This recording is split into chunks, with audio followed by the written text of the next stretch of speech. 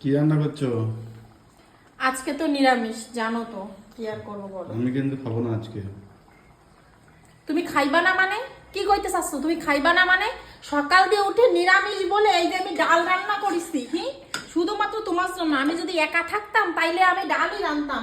তোমার জন্য এই যে সকালবেলা উঠে আলু মাখিছি, আলু সিদ্ধ করে এইখানে তোমার জন্য উচ্ছে ভাজিছি, তারপরে আবার বেগুন আর টমেটো ভেজে এটা মাখাইছি যাতে তুমি খাবা তার জন্য।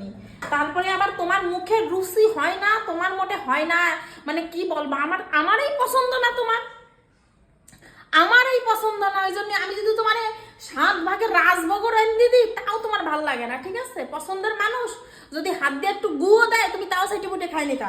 তারপরেও তোমার মন পাওয়ার জন্য, তোমার মন তো না যেন প্লাস্টিকের ওই, বুঝেছো, পাওয়ার জন্য এখন আবার আমার এই যে কুমড়োর বড়া করতেছি। এরপরেও তোমাকে মন আমি পাইবো না, আমার বাপের বাড়ির লোকও পাই নাই, আমিও পাবো না। সব ঠিক আছে, তুমি বাঙালদের মতো কথা বলছো কেন? বাঙাল গো মানে কথা কইতাছি মানে? কেন তুমি বিয়ে করার সময় জানো নাই আমি বাঙাল, বাঙালের মাইয়া? তখন তো খুব কইছিলা আমার বাঙালের কথা আলাদাই মজা লাগে। এখন মজা লাগতে আছে না? বিয়ের আগে জানতাম যে তুমি বাঙাল, তা তোমাকে বিয়ে করতাম না। একদম বাঙাল বাঙাল বললাম, একদম বাঙাল।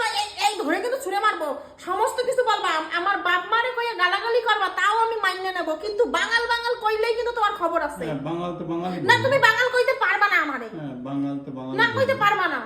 কেন বিয়ে করছিলা? কেন বিয়ে করছ?